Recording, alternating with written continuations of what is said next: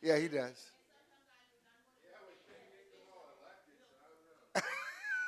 That's that was love.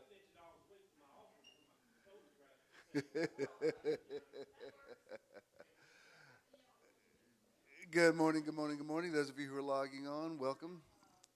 Glad you're here. Yes, it's time to start. Everybody is still out being thankful, I think. But you guys are here. S- So we're two or more gathered together. Come on, Jesus. All right. Brother Sellers prophesied it. I received that. On this Thanksgiving weekend, we enter these gates with thanksgiving. We enter these courts with praise. Count all of our blessings. We're so aware, so conscious of how good God is, how good life is, how great it is to be alive this morning, how thankful we are that we woke up this morning. As they used to say in the old church, He woke me up this morning and started me on my way. We thank you that you woke us up. The same Spirit that raised Jesus from the dead dwells in us, and we're alive and well. We believe that everybody who's here today is here because they're supposed to be. We're all in divine order. We're in the flow. Everyone who's watching or listening to this podcast later will hear what he or she needs to hear. Yes, this is a divinely ordained day, and we embrace it. We rejoice and are glad in it. And everyone said, amen. Please remain standing. Let's pray something. I don't know. Our Father who art in heaven, presence of divine love and light that lives within us and within all of life, hallowed be thy name. We invoke the powerful creative nature of all that is sacred and holy. Thy kingdom come. We embrace the healing essence that is the kingdom of heaven within us. Thy will be done. We accept our greatest good as we align with our divine nature, on earth as it is in heaven, knowing that the affairs of our lives reflect our evolving consciousness. Give us this day our daily bread. Each day we receive great blessings from within and throughout all the activities of our lives. And forgive us our trespasses as we forgive those who trespass against us. We accept the divine nature of all things and all people, including ourselves, as we move away from judgment and toward greater awareness of divine presence. And lead us not into temptation. We shall be vigilant in expressing and experiencing the oneness with all life. But deliver us from evil as we are learning to live without fault-finding and suffering. For thine is the kingdom and the power and the glory forever and ever. For we accept the consciousness of divine perfection with all its power and glory right here, right now, and forever. Amen. And so it is. Tell somebody you're glad to be sitting somewhere in close proximity to them. And then you may be seated.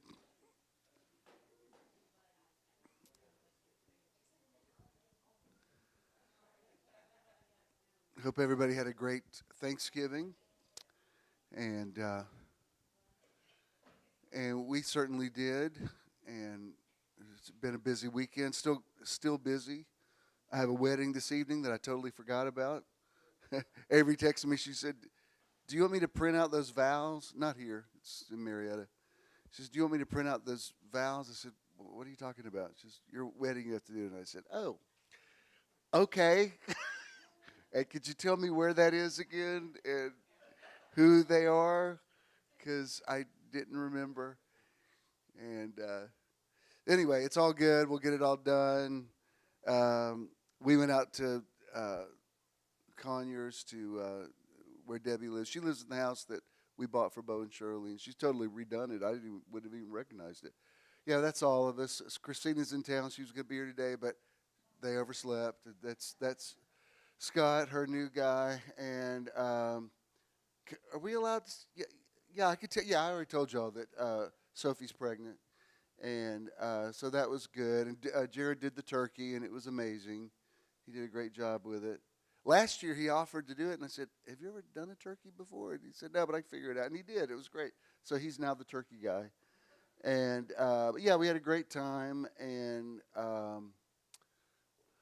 then Friday night we went out to be with Ken's family, and that was great. His nephew that I think I told you broke both of his legs. He didn't know he was out of ICU. He was there.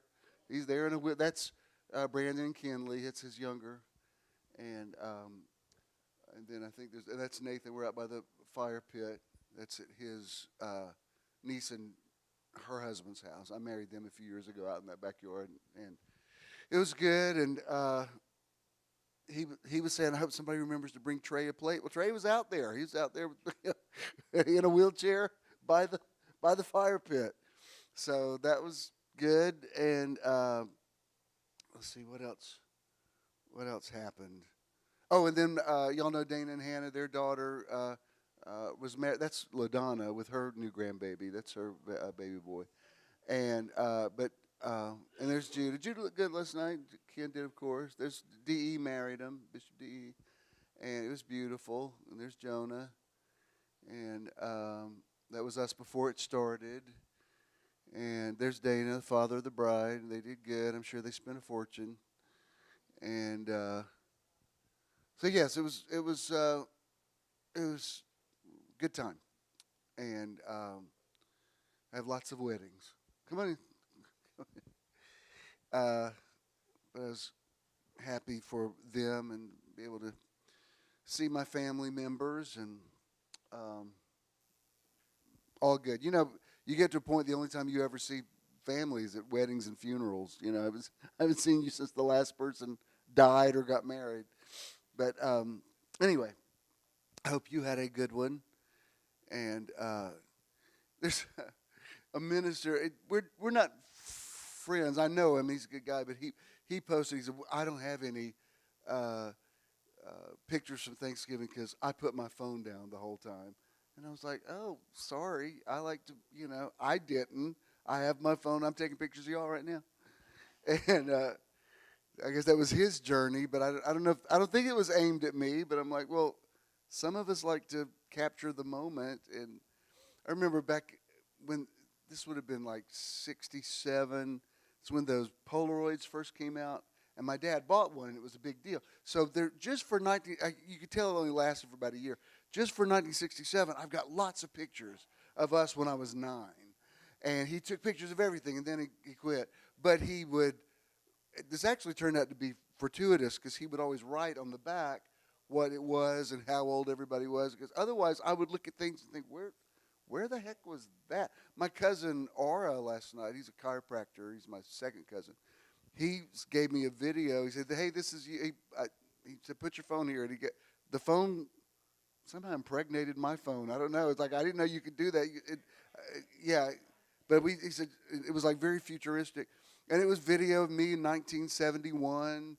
And I remember I had that striped vest suit like Donny Osmond had. And that red bell sleeve shirt. My dad hated that whole thing. He said, I'm going to burn that costume you wear. And I'm like, the hell you are.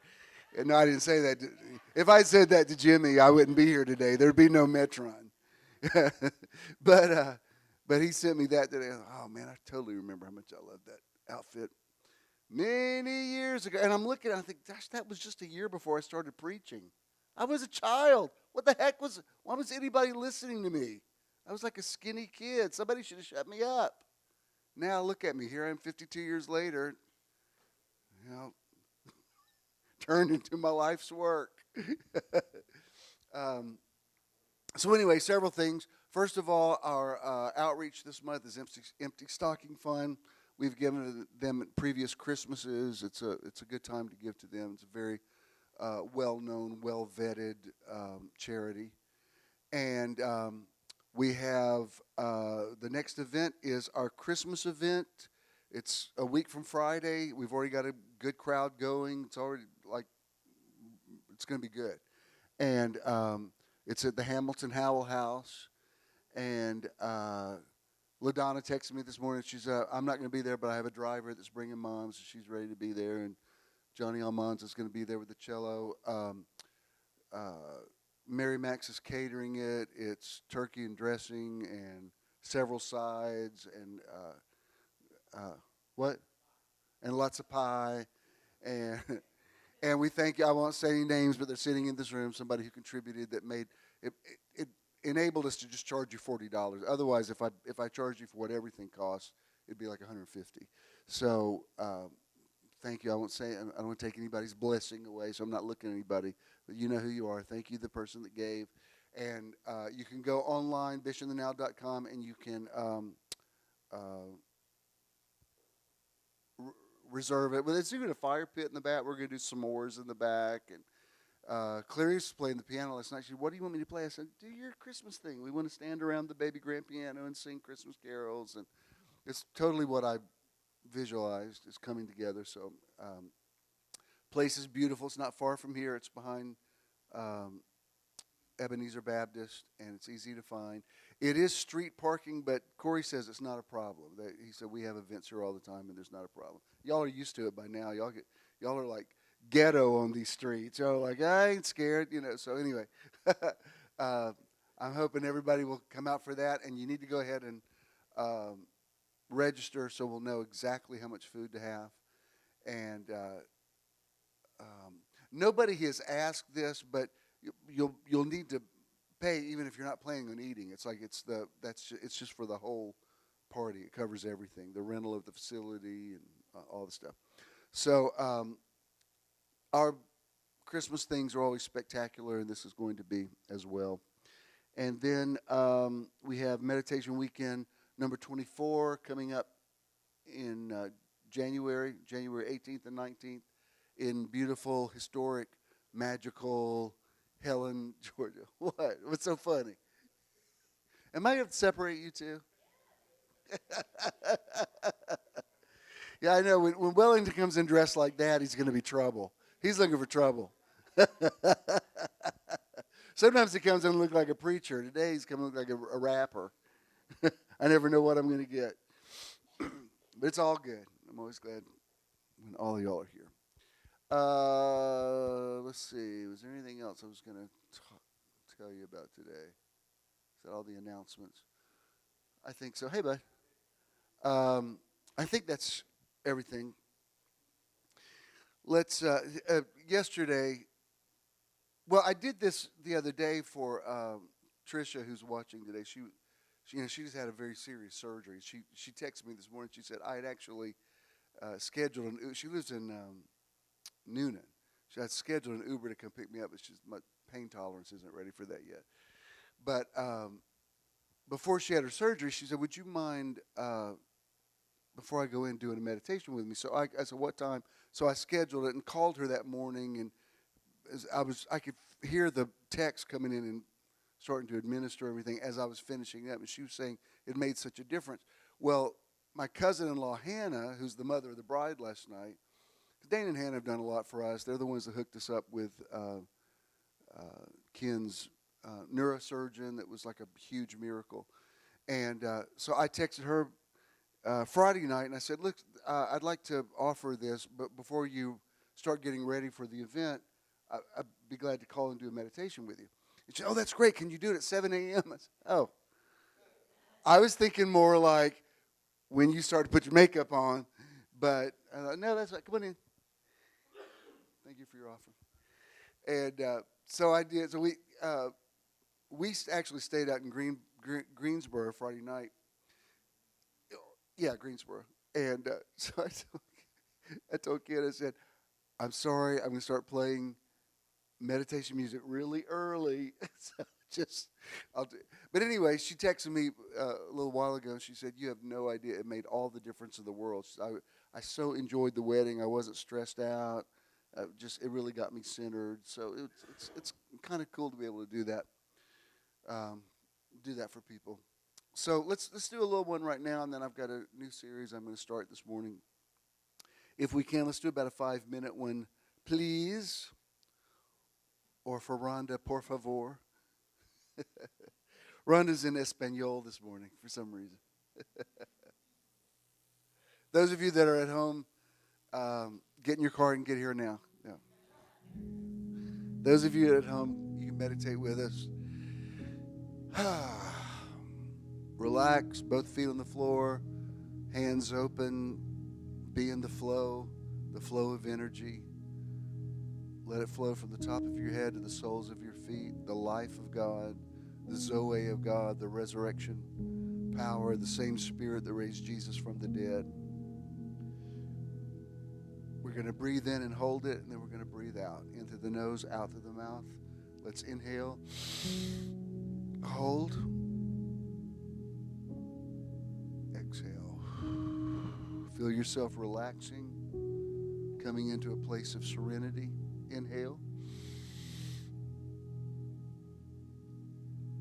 Exhale. In. Out. Inhale. Breathe deep. Exhale. Spirit and breath, breath and spirit, they're all the same thing. Become aware that you're in the presence of God as you breathe deeply. Be still and know that I am God. Inhale.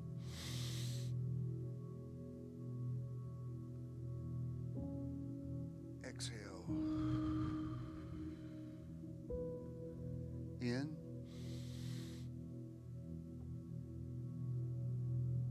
And out. I'm just going to be silent for about 45 seconds, a minute. Just be quiet and be silent. And be serene and present.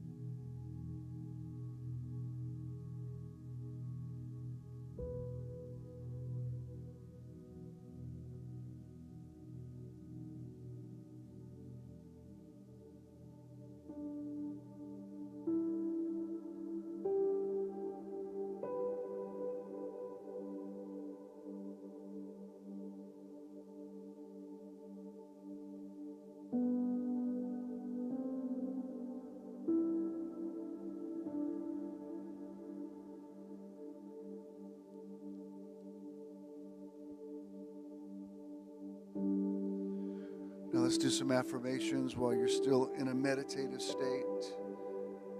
I am blessed. I am a blessing. I am. I am well. I am wellness.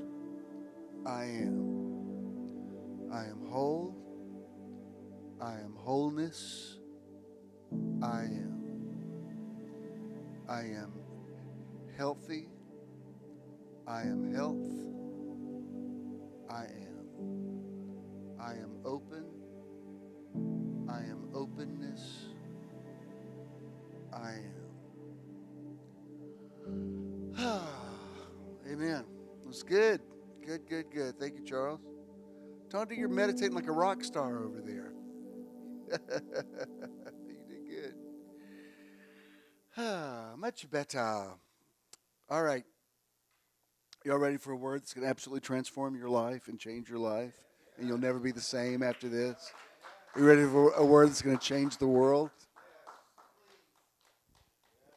Brother Eddie already prophesied it this morning. What did you say when you came in? It's going to be the best day ever?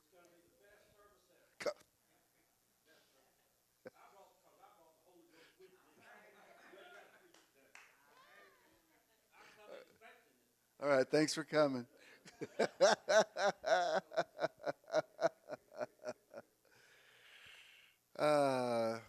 Welcome to the Metron Live podcast coming to you from the Atlanta Theater in the Kirkwood neighborhood. Metron Live people, would you please welcome the podcast people? Let them know you're glad they're listening. Thank you, Charles, as always. I am doing a series this month, and so I speak into the atmosphere and say, "Let there be light." This verse I'm going to talk about this month. I've talked about.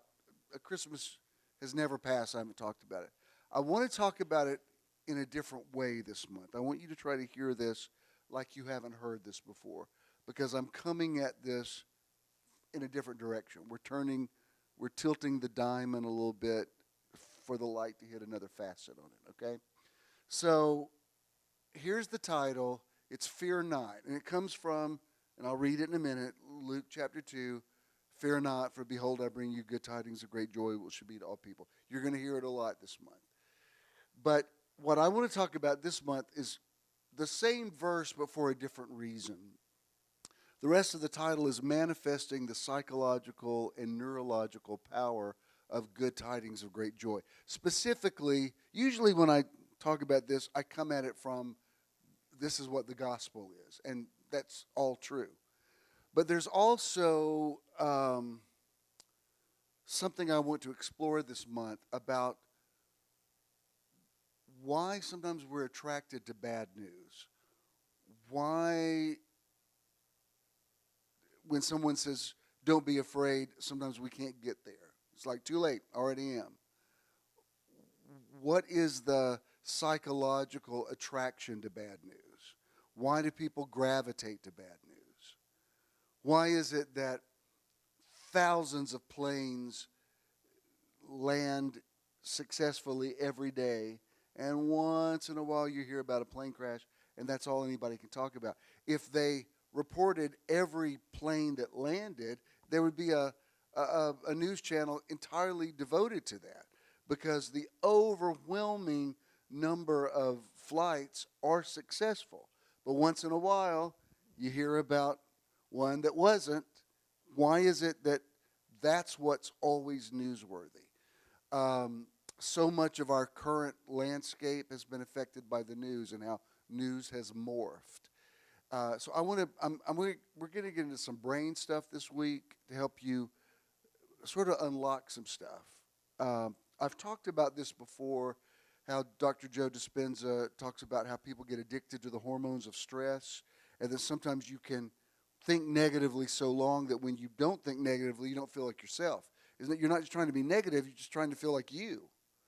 And it kind of always reminds me of that verse in Psalm 124 when it says, when the Lord turned the captivity of Zion, we were as them that dreamed. In other words, we've been down for so long, I can't even visualize good news. So first of all, first things first, let's look at the verse. I'm sure sometime this month I'm going to bring in a clip of Linus quoting this on Charlie Brown Christmas. But this is Luke 2:10 in the King James Version. This is the story. It's only in Luke's gospel that they talk about shepherds abiding in the field. Matthew is where they have the magi that come from the Far East. But this is, there were. I'm going to read it to you. But let me look at this verse now. It says, and the angel said unto them, fear not, for behold, I bring you good tidings of great joy, which shall be to all people. That right there, that is the entire gospel in microcosm. If you had to do away with the entire Bible and keep one thing that captures the essence of why Jesus came to the earth, it's Luke 2:10. Every time Jesus appeared after the resurrection, he never walked in and said, boo! What did he say? Fear not. Don't be afraid. That, like, you could nearly, if you had to boil it down, like, could you tell me the gospel in 2 words? I would say, fear not. That's the gospel. And he says, I bring you good tidings, great joy, which shall be to everybody. It's the message of inclusion, period. Fear not, like, don't be afraid. Good news is what prevails. Everything's about good news. My cousin LaDonna and I send each other memes a lot, and many of them I couldn't share with you here. They're good, but there are words in them. And there was one I sent her this week that says, we're supposed to be vibing in life. What's all this about? And she got it. I said, yeah, exactly. Why is it that we want to gravitate to the lowest common denominator. And this right here is, don't be afraid. That's what the gospel's about. I think you'll all know where I'm coming from on this. The election that happened a few days ago affected different people differently. For some of us who respect the process and accept, like, you know, it never occurred to me to storm the Capitol and, and try to bludgeon cops with an American flag. But I was pretty unsettled for a few days because, for some of us, this administration could affect us. We're going to New York. We didn't go last year. We're going this year because it's our 10th wedding anniversary. We were married in New York. And I said, because I lost my original wedding band. I can't find it. I've looked everywhere for it. And it's not the first one I lost. So that's why I've run out of prayer. Why don't you pray it back? Because I prayed back. It's somewhere in our loft. We have not been able to find it yet. But in the meantime, I said, let's get matching wedding bands. It doesn't have to be expensive. We just got to, somewhere and get something, because with Project 2025, we may not be married this time next year. I don't know. And it's like, that's a very real thing that could very much affect our lives. I mean, it would affect, how my insurance is, everything. Other people say, why does it matter? Well, it matters to me because it affects me. And so for a couple of days, I was really, I didn't leave the house. I was, really bummed out. And then one day, it just occurred to me, this is the new reality. I've got to get my head around this and just go ahead and be happy. If nothing else, as an act of defiance. I'm just going to be happy anyway. And, everything in the world, in America, in government, in politics, everything doesn't have to be the way I wanted it to be for me to be happy. I mean, Lord have mercy. I voted. I told everybody else to vote. There's only so much you can do. And then you say, okay, well, this is what happened. I've blocked a few people who interpret it very differently from me. They said, he's God's man for the hour. I'm like, oh, that's going to hurt our friendship. But it is what it is. LaDonna and I were also talking about this, and she said, I saw some guy that posted, I've just decided I'm going to be angry for the next 4 years. And I thought, well, that's really not a good, that's not a good plan. I mean, 4 years of that is going to take a toll on you. And this is don't anybody be upset when I say this, because there's a lot of y'all that send me memes. I mean, I'm memed out. But let me just tell you, there's nothing else you could send me about the president-elect that would make me feel any more negative toward him than I do. So now it's just counterproductive. It's like, I know. Yes, I'm aware. I'm having to move on with life and be happy. Like, all the people Ken works with are real happy. They're so happy. I'm like, well, at least you get to work with happy people now. At least when you go into the break room in the morning, you don't have to hear it because they're all happy. And but the point is, there's only so much you can process bad news till it becomes anti-gospel. It becomes anti-Christ. Listen, when Jesus was born in Bethlehem, Israel was not a free nation. It was under the rule of the Roman Empire. There was Roman occupation. There were soldiers there. I mean, it was a terrible time. The poor were disenfranchised. Jesus was crucified by the Roman government. I mean, it was not a good time. And now, but the gospel is saying, fear not. So let me tell you something about life. I don't know if it's going fast for you, but we put up our Christmas tree last night, and I said, I swear it feels like we did this 3 weeks ago. It just gets faster and faster. Now I think, let's just leave it up. Because by the time we take it down, we'll be putting it up again. But that being said, you better find the happiness train and get on there for the time that you have left, or otherwise you're just going to be miserable for the rest of your time here, and then it's not going to change anything, and then you're going to go on to the next dimension, and it won't matter. So you might as well carpe that diem while you're here. Y'all with me? Oh, y'all want to stay in bad news? Okay. Y'all want to be angry for the next 4 years? All right. No. All right. Let me show you what it's. I'm going to read this whole passage to you out of Luke in the Now, available at jimswilleybooks.com and on amazon.com. This is verse 10 through 14. But the angel spoke immediately and authoritatively, saying to them, "Do not be afraid. I am here to announce good news to you, good news of a great and joyful event and of a new reality. And this good news, this new reality, is for all people everywhere. It is for the entirety of humanity. This very night, a Savior has been born in the city of David, a Savior who will perfectly embody the Christ and will be known as the Lord. If you seek him, you will find him, and this is what you're to look for: a baby swaddled in a blanket and lying in a feeding trough for animals." As soon as the angel made this declaration, the sky above the shepherd's head lit up and was filled with a seemingly infinite number of angels who formed a thunderous mass choir, singing God's praises and shouting, "Glory to God in the highest parts of the heavenly realm, and in the earthly dimension peace. Peace to every single person on the earth, and a revelation to them that God's will toward all of humanity is only good." So, when I talk about the psychological and neurological part of this, let me tell you, when Paul wrote to the Romans, he said, "Be not conformed to this world, but be transformed by the renewing of your mind," not the rebirth of your spirit. The transformation is in how you think. There's people that love God and God loves them and they're in the image of God, but their thought processes keep them from transformation. Back in the old school day, we used to thought all they need is a good trip to the altar and get the Holy Ghost and they'll be fine. Let me tell you, I spent a lifetime of counseling Holy Ghost-filled people who were really messed up.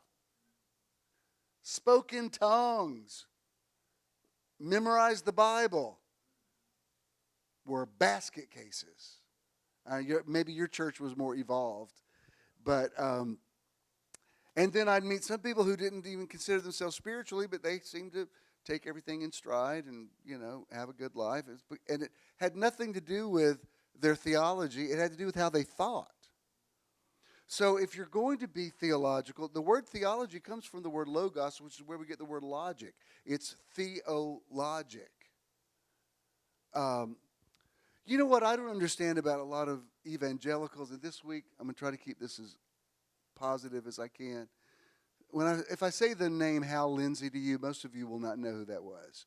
But he greatly affected the evangelical church because he wrote a book in the 60s called The Late Great Planet Earth, which basically told everybody Jesus is coming back in a matter of days, or the rapture is going to take place, and the earth's going to be destroyed. That was nearly 55 years ago. And he made millions and millions and millions off of it. And over the years, had to keep revising it because so many things that he prophesied had to be edited. And I remember the last time I ever watched him was right at the end of 99. We're hearing so much about Y2K. And, that was when I was at Church in the Now. And I remember a guy from the Atlanta Journal came out and interviewed me. And he said, "How are you preparing your congregation for Y2K?" I said, "Well, it's just a number. I don't think it's going to." He said, "Don't you think that's irresponsible? You should be prepared." I said, "Well, if I'm going to come from the spiritual paradigm, Jesus said, take no thought for what you're going to eat or what you're going to wear. Seek first the kingdom of God. And all these things will be added unto you." And he was just incensed that I was so out of touch. To the point, I'm getting back to Hal Lindsey, but to the point that I thought, as we approached it, I thought, maybe I'm not Y2K compliant, because my parents' church was, they all bought generators and, they were hoarding food, and, that's their mentality. Because when Mom and Dad moved to Covington, Dad's generator was right under my bedroom in the cellar, and I could smell it, so I lived with it. Because the gas leaked in it. Anyway,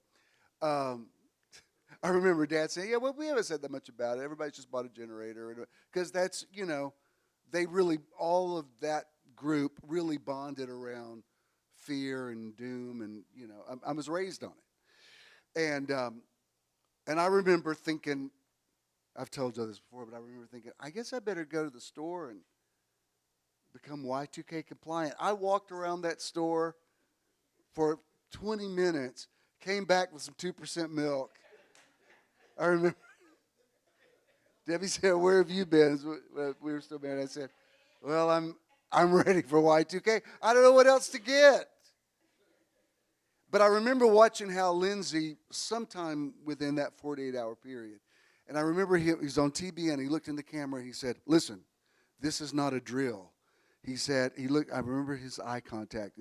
He said, at exactly the stroke of midnight, planes will begin to fall out of the air because of the computer glitch. He said, prepare. In the next few hours, thousands and thousands are going to die. And TBN, those authors made a fortune off scaring people about Y2K.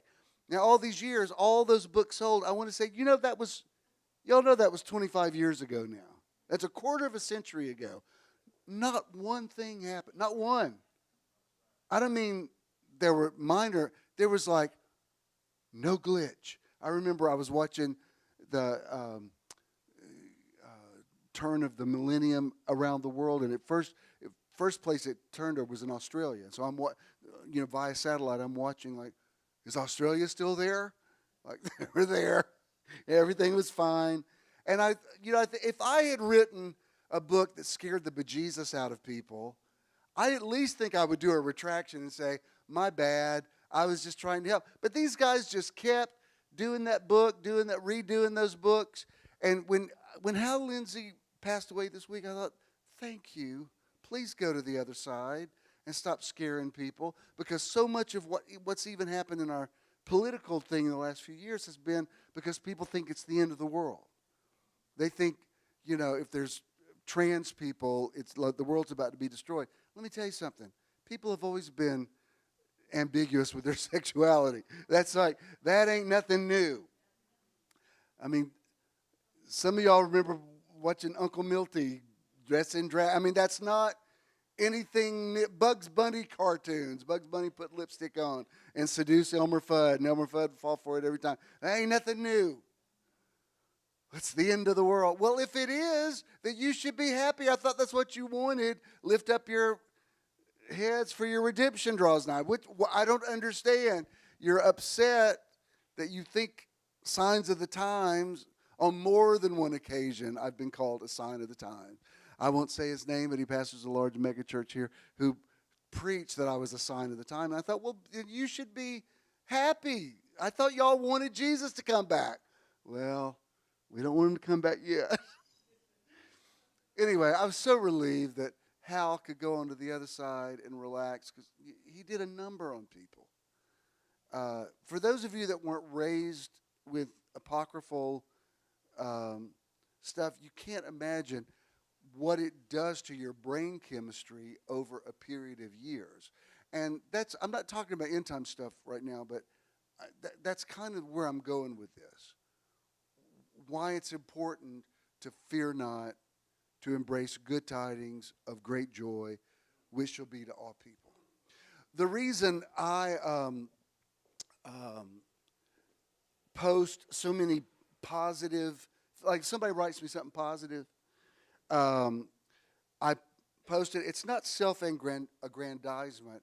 It's like I want to accentuate the positive. And this morning, somebody that used to go to Church in the Now, who I don't think they've ever been to Metron, but they sent me something on PayPal, and they said, Merry Christmas, Bishop. Thank you so much for delivering words of life to us. In our minds, you have joined the Justice League as Spirit Man, changing lives by delivering truth and spiritual revelation to all. God bless. I thought, I'm going to screenshot that and post that. Driving over here, I said, Ken, I'm Spirit Man. Better recognize I'm part of the Justice League. It made my day when I got up this morning, because when when somebody sends me something, I got yours, Claudette, thank you. When somebody sends me something, it buzzes my watch. And as soon as I woke up this morning, PayPal said, you have money. I was like, yay, that's good news. And then it's like, oh, and I'm part of the Justice League, and my name is Spirit Man. This is going to be a great day. That's why it doesn't bother me that it's just Avery and me here today. All right, Ken's here, Tondi. That's all that's here today. Because sometimes Skippy crowds bum me out. Not today. I'm Spirit Man. Yeah, you're right. You're right. So let me show you this, because now I'm going to talk about some things I've never talked about before. All right, look at this quote. This Peter Diamandis says this. Bad news sells because the amygdala is always looking for something to fear. Now, I don't know if you know a lot about brain chemistry, but there's your brain has like a thalamus, a hypothalamus, there's lots of parts to it. And reading about it too much makes me feel a little weird. Last night, speaking of which, this recent thing that I've been diagnosed with makes me feel fainty. And so sitting in the wedding last night, it started coming on me. I thought, this isn't good. I don't need to pass out here. This isn't good. So I looked, there was like a curtain that had an opening. I said, oh, thank you, Jesus. Because we were like on the third row. So I was able to cut through the curtain, and I walked out. I thought, I'm just going to get some fresh air. This is going to pass. It's going to pass. And Judah was running late, and he had just gotten out because they had valet party. He had just gotten out. I said, give me your hand. I said, put your hand on me and tell me to be healed in Jesus' name. And he did. And I said, that was good timing. And then after I got something to eat, I felt better. But just for a minute, I was like, whoo. Anyway, why was I telling you all that? It factored into something I was saying. About the brain. Because sometimes, like when I had my shoulder surgery, he took me and he showed me a model that says, this is what we're going to do. And he's telling me. So I couldn't listen to all of it. The way he was telling me he was going to cut things and do things, I was like, okay, I get it. Just give me another shoulder. I don't need to know. I trust you. You know what you're doing. I don't need to see all that. Do you want to see pictures? I'm like, no, thank you. But this did get my attention. I thought, that sounds familiar. What is the amygdala? All right, let me show you this. This is, let's go on. Andy Smith, he was writing, this is a podcast that's about brain function. This is what it says. When we are scared or thrilled, memories are imprinted on our brains with particular vividness. Deep in the temporal lobe of each hemisphere of the human brain is an almond-shaped structure known as the amygdala. Part of the job of the two amygdalas, or amygdalae, is to scan incoming sensory impressions, pattern matching present experience with these vivid past memories to decide, is this something I fear? Is it something I hate? If there is even a rough pattern match, the amygdala instantly triggers the body into crisis reaction. This match doesn't have to make logical sense. Sensory input reaches the amygdala before it reaches the neocortex, the seat of the conscious mind. That's why sometimes you think you see something in your peripheral vision, you think it's something scary. Like, I'll be walking through a park and a squirrel runs by me, and there's something in my peripheral vision. I'm like, oh my God, what was that? Because I've also seen a rat run by, and I'm like, a squirrel, I'm okay. A rat's going to freak me out. But it's because your amygdala immediately says this is something I should be afraid of. Okay. As long as the match is close enough, the emotional reaction is triggered. If there's, from an evolutionary point of view, this was a safety feature rather than a bug. Now, this is important. If there was a genuine threat, our ancestors were more likely to survive if they reacted instantly than if they took some time to think about whether they should respond or not. This makes so much sense to me. For me, this is a kingdom key that unlocks some stuff. The downside, especially nowadays when most of us don't encounter genuine threats very often, is that once we've had a shocking experience, a partial pattern match from sense impressions can be enough to trigger an overwhelming fear response. Did you ever see the movie Glory years ago about the black troop that fought in the Civil War? There's an opening scene where they're Matthew, what's his name that played what? Broderick, thank you. They're in a victory parade, and there's a woman is looking out a window, and she slams the window, and the way the window sounds, everybody flinches because they've been around gunfire. That's what the amygdala does. It's like it recognizes this is dangerous, okay? If you'd never been around gunfire, you wouldn't know to be afraid of that, okay? What the amygdala is scanning is fragments of sensory impressions before the brain puts them together into images of perceived objects. So a car backfiring could trigger the pattern match for a gunshot, or a flickering red light could trigger the pattern match for fire. If you're walking in the jungle, the sensory impressions of a vine bending in the breeze, it's long, it's thin, it's moving, could trigger the pattern match for snake. By the time the visual center of the brain has put those sensory impressions together to a recognizable image, the amygdala has already triggered an irresistible fight-flight response. This is known as amygdala hijack. That's why you see so many of these blooper reels that show people getting scared. And some of them I think are over the top. Like, I'm okay with a good practical joke, but like when those jackass guys, like they would do things like put a doll on a car seat on the top of somebody's car and drive off. And so of course people are freaking out because they think somebody's put their baby out. That's not funny to me. I'm like, you make somebody have a heart attack doing that. But there's other things you see. I mean, grown men who, think they see a cockroach and are jumping. I remember when I was in high school, I used to be a part of this, of all things, ministry called Campus Life. And every year they used to put this big spook house on. It was called Scream in the Dark, and it was very scary. One year we did it at the old VA hospital, and they used the morgue, everything. It was a lot. But I played Dracula in it, and so I'm just like this skinny kid. It actually was a ministry. At the end of it, we would pass out tracts to everybody, like, if you're afraid. It was crazy. Church life is crazy. But I'd be, dressed in, have a cape and things, and sometimes these big, like, football player guys would come through with their girlfriends, and it was so funny because in regular life I could never intimidate these guys, but I could totally freak these guys out. I would just come up in a certain way, and I mean I nearly got hit a few times, but it was so funny to see even guys I went to high school with that I think, I've never even talked to you in real life, but you don't even know who I am. I can scare you, and like they nearly swing on me because it's a response. I was going to tell you another part, but this might be inappropriate.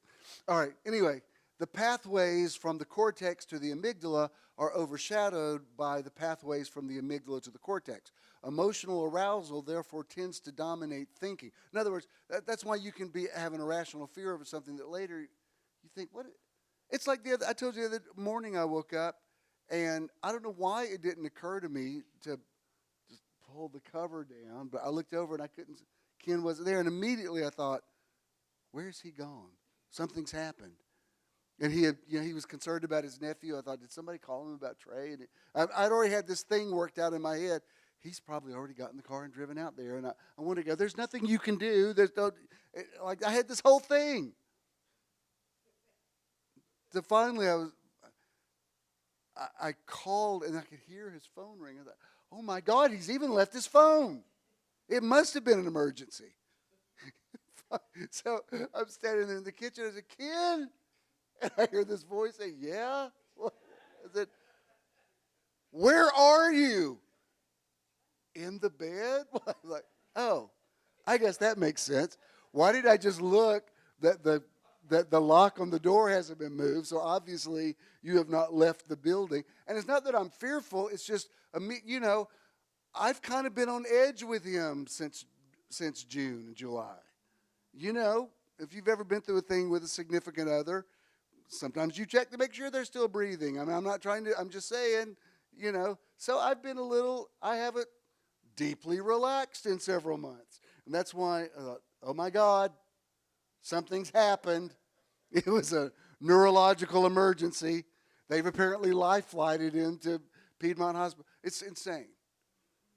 But that's because this part of your brain that wants to take care of stuff responds before you're rational about things. Are y'all past all this? You're like, no, y'all need to hear this? Okay. Although thoughts can easily trigger the fight-flight response by activating the amygdala, we are not so good at consciously turning it off or deactivating the amygdala once we consciously realize that we're not actually in danger. Now, a feeling can be connected to a thought, and that's why sometimes you don't understand why somebody responds to a thing differently from you. It's because they've had a different life experience. I remember reading about this guy who survived the Titanic. Of course, this is back, decades ago. And he said that in later years, he lived next to a high school. And at night, when they would play football, like high school football games, and he said when the way the crowd would scream at a touchdown, hey, come in. It's all right. My daughter Christina. Hey, Scott Horn.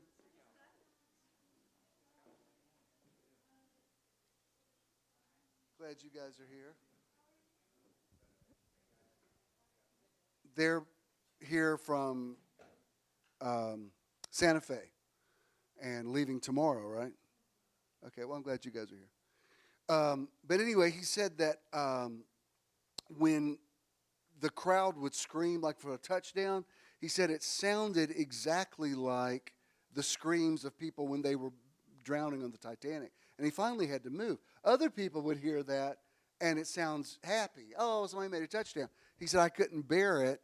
So this guy's hearing screams, and I think he's not hearing at all. Like if you heard it, you're not having his experience. So thoughts get connected to memories, and it's a little different than what I'm talking about with the amygdala, but this is kind of where I'm at and why I want to talk about this thing.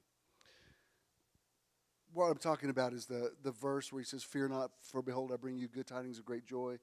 So I'm talking this month about why people are attracted to bad news and what bad news over a period of time does to brain chemistry.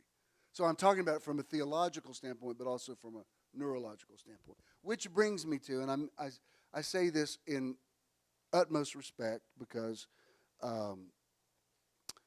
everything's fine with my mom. She met Scott Thursday night.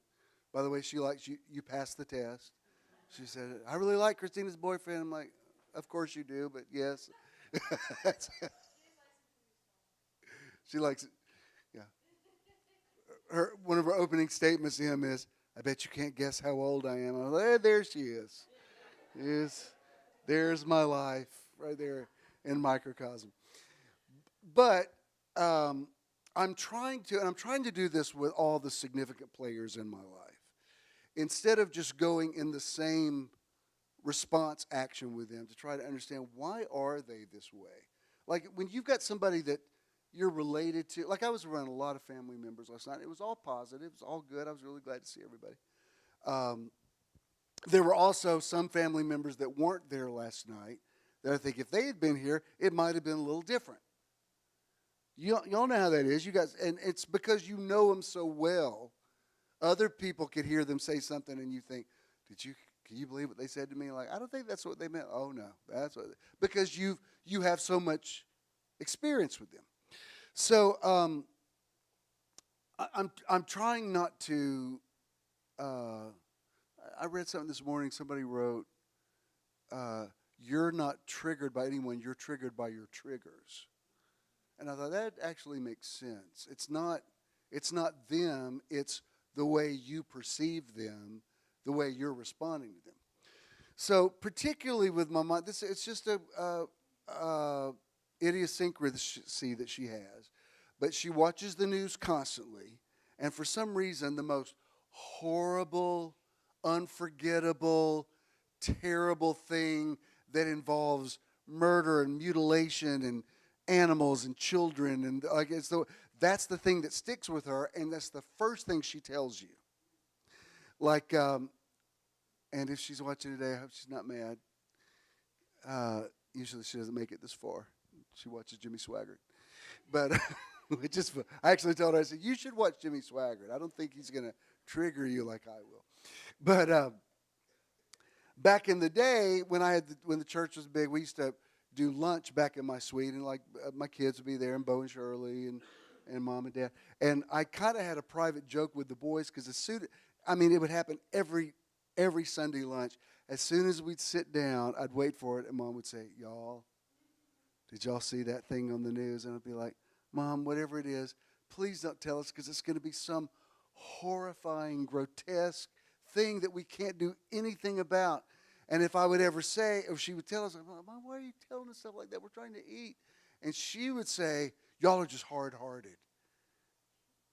And so I've been thinking about, why does she, because last week I went and picked her up, and the first thing she said was, I was just watching the news, like somebody was murdered or some horrific thing that happened.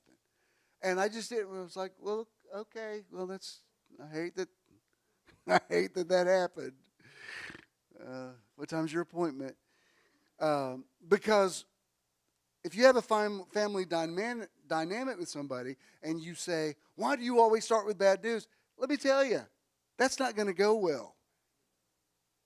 So I was thinking about, like, why does she, I think somehow in her mind, of course, being raised in Pentecostalism, it was a lot of bad news and end of the world, and, no, like I can remember, like if I was with my cousins and we'd be laughing too much, my granddaddy would say, y'all need to settle down. The Bible speaks out against foolish jesting. So there was like always this thing about, don't be too happy.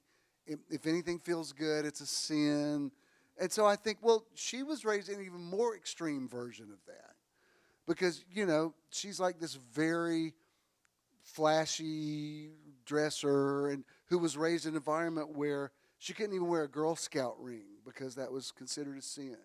And she talks about how she wasn't allowed to wear makeup, so she would pinch her cheeks to make them look, a little rosier. And so I think, all right, well, I'm trying to understand why you gravitate to the negative so quickly. And I think also maybe in your mind, bringing this stuff gives you a sense of gravitas, like you're talking about something important. I don't want to hear it. I'm already up to here with bad news. You know what I mean? I've heard enough bad news, to last me for the rest of my life. So my point in bringing this up about the amygdala and why does it, our ancestors needed it. Like when you were actually walking through a jungle and a lion was after you, you needed to have a quick response to say, oh, I'm in danger. Fight or flight was survival. Now we've evolved. Most of the time that something negative's going on, it's not nearly as bad as you think. And I'm not just throwing her under the bus, but just when I picked her up Thursday night, take her to Thanksgiving, she said, last night is the worst night of my life. I said, the worst night of your life? What happened? Well, AT&T sent her something. It woke her up, like something she's supposed to fill out because I changed her, billing thing, and it disoriented her when she woke up. That was what happened. I said, that was the worst night of your life? And she said, well, I guess it wasn't the worst night. I'm like, okay. But, it's so easy to catastrophize when you've already been through a bunch of stuff because you're sensitive. You know what it's like when one more thing happens and you're like, good God, now what? And so you do have a tendency to overreact to things, and that's why sometimes you meet somebody and you think, why are they so over the top? Because you don't know all that they've been through to get them to that point. This is why, and I caught some flack from this from some mean white people. But back during the whole George Floyd thing, I said this several times. I said, look, here's the thing. There are many white people who mean well when they say, I don't even see color. What they're trying to take the high road and Dr. King, content of your character over the color of your skin. What it actually is saying, though, is I don't want to hear about your life experience. These are things you're going. So for me to say I don't see color is actually insensitive because you're saying I don't validate your journey. Do you understand? So yes, in theory you don't see color, but yes you do. Everybody sees color. I mean, I don't know why. If I'm telling a story, I will still say, yeah, this black guy came up to me and said, and I'm like, what is it? It's completely irrelevant to the story. Sometimes I'll make myself say, this guy came up. But I still want to go, he's a black guy. I don't know why. It has nothing. I love black guys. I'm just saying, like, why is that germane to the story? And black people, you do it too. You know, there was a white woman at the gas station. You know that's part of your story. And it's because part of the amygdala recognizes something that's different and sees it as a danger. And so you have to learn. You can actually train it. Like, I've lived downtown most of my adult life. I live in what they call a chocolate city. That's not my words. That's what Atlanta's called. On many days, I'm the only white guy on the MARTA train. I'm the only white guy on the street. I never assume I'm being threatened, ever. And I never have been. I mean, most people walking around me, I'm invisible to them unless somebody's asking me for money. And then I'm like, I can't do it today, bud. Then they move on. But if you're not used to that, I've brought white people to the city. They're like, man, is everybody here black? I'm like, yeah, mostly. It's like, I don't know why I'm the only person who thinks this is funny, but every year when I go to Gay Pride, I will always say to somebody, there's a lot of gay people here. Like, what? Do y'all notice? Is it just me? It seems like there are so many gay people here. What the hell? And so you have this brain function that can be trained. And even with my mom, I've noticed if I just don't react to it and bring up something positive, then she changes. It's just a learned response that she has. That somehow in her mind, watching horrible things on the news makes her responsible, and she wants to share that. I'm sure she's not trying to just ruin my day. So I think, why is it? Because I don't want to tell you something horrible. You know what I mean? I want to. Like the thing I just read to you, I'm spirit man. I mean, I want to be. That's what I want to accentuate. All right, let me show you the next thing. Is there a next thing? Yeah. Okay. This Robert M. Sapolsky says this. Brains distinguish between an us and a them in a fraction of a second. Subliminal processing of a them activates the amygdala and insular cortex, brain regions that are all about fear, anxiety, aggression, and disgust. Now, if you've grown up in a very diverse world, you probably have already gotten way past that. I remember in the early, because my church was always multicultural, and in the early days, like white pastors would ask me, like, how do you get black people to come to your church? And I'd say, well, it's not like I'm specifically got a program, you know. We're looking for a few black people. Like no, it's just like, I don't know.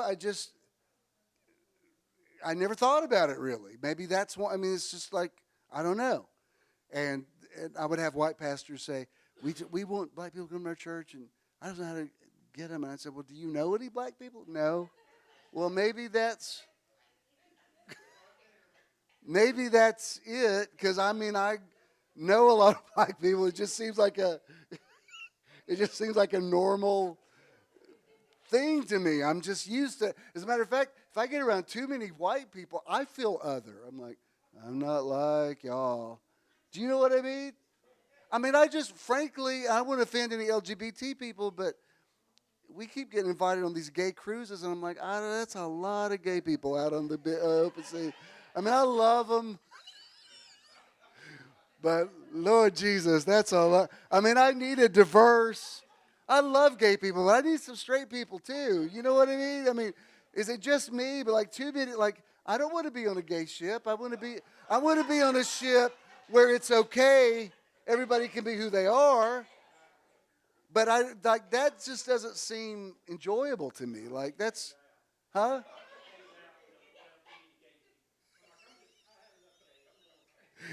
I'm like, I ain't that gay. But my point is, I'm just used to diversity. I feel more comfortable in diversity. That's why when people say, "Do you have a gay church?" I'm like, "No, I don't," because That's not how I think. I want a church like in our building. It's mostly. Once in a while, I'll see a same-sex couple in there, but it's mostly like young, straight professionals. But we'll be on. Like even this morning, we were on the elevator with a straight couple, and I was talking to because their dogs are real well behaved. They were taking them out. I said, "Well, your dogs are so good," and but I live in a world where, we'll be on the elevator. I say, I've never met you. I'm Jen, my husband Kent. And nobody's like, oh, snap. You're like that because they live in the city. That's not the first time I've told y'all many times about this years ago. Ken and I are walking into the varsity. Homeless guy comes up. Can we have some money? I said, I don't have any money on me. If you're hungry, I'll buy your dinner. Okay, fine. So the three of us are standing there at the counter. And he keeps looking back and forth at both of us while we're waiting for our food. And he says, are y'all brothers? And I said, no. And he said, how do y'all know each other? And I'm like, so Ken, Putnam County over here, says, no, that's my husband. And I'm looking at him like, duh. And the guy goes, oh, snap, two men met. And he's like, starts lecturing. And I said, buddy, let me tell you something. I didn't approach you. You asked me for something. I'm buying your dinner. He said, I know, but the Bible. I said, I'm going to need you not to talk about the Bible or I'm going to cancel your dinner. What you need to say is, thank you, nice white gay men that are buying my dinner. Say, take your little hot dog and say, thank you. You go sit down. I don't need a love the sin, hate the sinner. I mean, hate the sinner, love the sin. Well, you know what it is. What is it? Hate the sin, love the sinner. Because that's BS. You don't love the sinner. If you love the sinner, you would just say, oh, they're just my friends. And but I think this is very interesting that it's an evolutionary thing, that it's in our brain chemistry to, if it has not been trained, you see something that doesn't look like you and you judge it by what you think is right. Now, like I passed that, my amygdala passed that a long time ago. Like I can remember when, I didn't grow up around racist. Like I would have I've never used the N word. If I did, my dad would have taken a belt to me for that. You know, that would have been anathema. But I would be around other people in other churches. I could tell like they really say some racist stuff, and I would think, I don't get it. Like because I didn't have that. Like, why is it? Why do we? Like, it doesn't make sense to me. And a lot of that has to do with, it's not just the brain chemistry, but it has to do with your self-esteem. Because if you love yourself, you see somebody who's different from you, you're attracted to them. Like you don't automatically think you're less than. You're like, in my world, and not just racially, but like I was always attracted to people from foreign countries or people with different ideologies. I just found them interesting. They didn't make me feel less than. I didn't have to be wrong for them to be right. I could be interested in them, but not. And I think when you live in places like where we live, a lot of that's just by osmosis. You just pick that up, and you forget that other people don't have that development. So even when it says us versus them, I'll tell you, uh, you have to update your files on how you see yourself. You ever had somebody take a picture of you and show it to you and you're like, oh my God, that's what I look like? Because in your head, you think, I don't look like that. This morning, when I went to the bathroom mirror, I was like, who are you? Like, I don't know. Because I was looking, I had just posted that video of me in 8th grade, and there's a part of me in my head that thinks, I look like that, right? I'm like, hey, there's an old guy standing here in the mirror. Somebody call 911. I don't know who that is. All right, let me finish this up because we're going to be talking about this all month. The next thing I have here is this just shows you the amygdala. It's like kind of in the middle of your brain, and I haven't done research on this yet, but I think it's interesting that it comes from the word almond because it's the size of an almond. I'm going to see if there's some significance there, but easily triggered, blame, you're always ready for fight or flight. It lives in the limbic brain, and we'll talk about more of that next week. In the center of emotion and reactivity, it's predisposed to negativity because your ancestors, that's the only way they could survive. Because when you walked out of the house in the morning, you know, there were animals chasing you. The thing is, we still live in a world that it's a jungle out there. I've told you this many times before, but Scott hasn't heard it.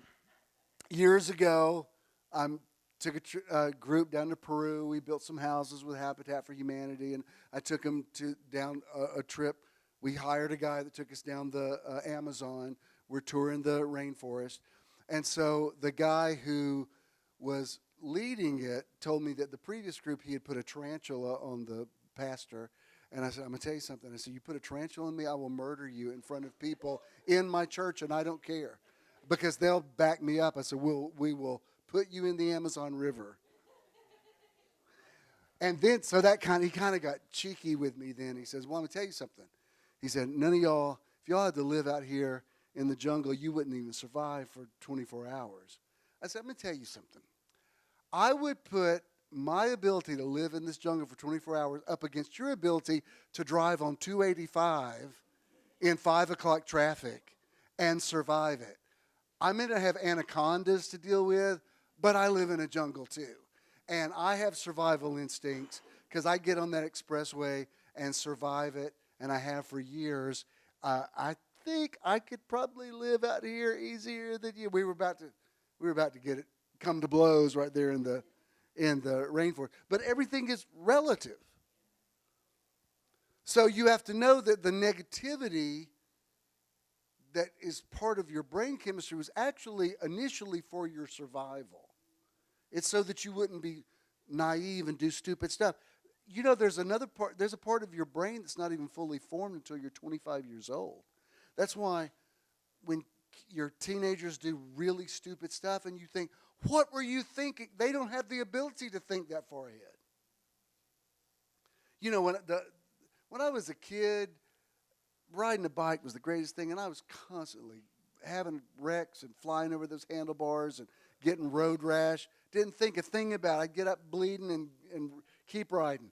Now, if I ever do get on a bike, I'm like, oh, Jesus. If I were to fall, I'll ride it, but I'm like, can you imagine how horrible that would be? Like, what would I do? Like, if I'm out here by myself, what would I do if I didn't think of that when I was 9. When I was 9, I was riding, without handlebars and, going through intersections, missing cars. I never thought anything about it. Now I think about it. Now when I walk down steps, I'm like, where's the rail? Okay, make sure you There was a time I ran up and down steps, 2 at a time. But when you get older, especially when you've fallen a few times, you're like, oh, I think I should maybe I should just be a little careful. Next thing, final thing, and I think this is a good one to end on. when you can't control what's happening, challenge yourself to control the way you are responding. That's where your power is. When I talk to you about embracing good news, I'm not telling you to live in denial. I mean, I watched the news this morning. I got caught up on what's going on. There's several things I thought, oh my God. It wasn't all that good, but it didn't ruin my day. I thought, well, he who dwells in the secret place of the Most High shall abide under the shadow of the Almighty. 1,000 will fall at my side and 10,000 at my right hand. And you start thinking about all the things that you've survived already. When we were out at Ken's family Friday night, I still don't know how that woman's related to you. Was she related to Ren's ex-wife? Oh, okay. Oh, she is? Well, anyway, she came over. She and her husband had a dairy farm, and she was asking me about my shoulder surgery, because for years she milked cows and carried those really heavy buckets, and it's done a number on her shoulder. So she was, and in the meantime, also telling me about every other ailment she ever had, made me feel of her pacemaker, and we got to know each other. What was her name? I got to know Penny really well. She says, I have a defibrillator, feel of it. I said, I don't want to feel it. She says, no, I want you to feel it. I went, okay. But what was my point in saying that? I mean, she was a hoot and a half, I have to say. There was something about that. Oh, I know. Because she's afraid to have the shoulder surgery. And I said, well, your situation is a little different from mine. Because she says there's nothing even attached in there. I said, I don't know what to tell you. I said, I didn't have any cartilage, which is what. But as she's telling me this other stuff, I said, this is what I will leave you with. I said, you know the story of David and Goliath? She said, yeah. I said, David said, I can fight the giant because I killed a bear and I killed a lion. And you have to remember the stuff you've already been through. I said, you've been through you've told me several things that are totally shocking that she's been through. Some I couldn't even repeat. Let me tell you, I know Penny really well. I know about her digestive tract. She was very open. I know more about Penny than I know about Ken. But she got it. I said, just remember all the stuff you've been through. And she says, you know what? You're right. This is really good. And I said, we all have to remind ourselves, yeah, it's a jungle out there. But this is what I think. When I get in my car, the first thing I do is I buckle my seatbelt. So in doing that, I'm acknowledging people have accidents. But I still drive my car. I can't say I'm never getting a car again because I got to drive. So I did what I could. I obey the traffic laws as much as I can. And then I have to drive. I mean, the fact that you got here today in one piece is amazing. You were passing people just inches from you, coming the opposite direction at speed in big automobiles. And you're so used to it, you're like, oh, whatever. But look at what you survived just this morning already. And at night, I'll go over and lock my door because I'm acknowledging there might be somebody who wants to enter this place. I don't want them in here. I'm acknowledging that people break in. There are home invasions. There are things that happen. But I can't stand at that door all night with a gun. I've got to lock my door and then go on and go to bed. So you do what you can. You know, if the doctor gives you some bad news, like, all right, well, what are we going to do? What's the plan? The person, what is it, Psalm 112 says, the man whose heart is established is not afraid of evil tidings. So I have learned this, and I've learned this by experience. So many things that happen in your life that's negative, it's because of the way you responded to it. When you overreact to something, you make a negative situation that much worse. And there's so many things. If you'll just relax, this is why I think meditation is so important. If you'll just relax and calm down and not freak out and not overreact, most things are going to work out on their own. It's when you get in trying to fix something that doesn't need to be fixed. Learn when to walk away. Micromanaging a thing usually is negative. I've learned this the hard way. Finish a painting, do it for somebody, I'm like, oh, it's really good. It's good. And then I just keep looking at it and I go, but you know what? It would look so good if and I'll do this one thing that totally messes it up. And now I spend the next several hours trying to remedy that. There's been a few things I just had to throw it away and start over. So I've learned now when I start doing that, I say, put this brush down, turn the canvas away, and do not look at it for a while because it's fine. Like, I know, but it could be better. No. This is as good as you can do. Picasso. Just put it down and go into the next thing. So I have learned to just like, nope, I want to fix that one thing, but I've learned the hard way. That's not always advantageous. Let's put a comma there. Did y'all get anything out of this today? I usually have more people. This isn't. Let's all stand. What? Yeah. Let's do the outro, and then I'll speak a blessing over you. Contributing to Metron is quick and easy. You can give anytime using any smartphone. Text the amount you'd like to donate to 404-620-5044. You will then receive a notification that you successfully completed your donation. You may also visit bishopthenow.com and click the support tab to give there as well. When you contribute to Metron, you're also donating to the charity or organization of the month. Thank you for your investment into Metron. If you're making a check, make it to JESM. If you have cash, just pay it forward. Please, please, please go online, bishopthenow.com, and get your reservations for the Christmas event, Friday the 13th. It's going to be great. It's going to be totally worth it. I feel like it's going to be the best one we've ever had. But you did get anything out of this today? You got something out of it? All right. Well, we're going to talk about this month, and I want to get more into the limbic system. And, it's not just enough to say I'm trying to be more positive. You have to understand, why is my brain wired to go to the negative? Because I think the keys of the kingdom can help you unlock those things and help you do better. All right. I speak a blessing over you. You're blessed when you come in, when you go out, in the city, in the country, in the basket, in the store. Blessed is the fruit of your body. You have the mind of Christ. I surround you with favor and strength and protection and light and life. And I say that you wake up tomorrow saying, this is the day that the Lord has enabled me to make. I will rejoice and be glad in it. God bless you. Go in peace.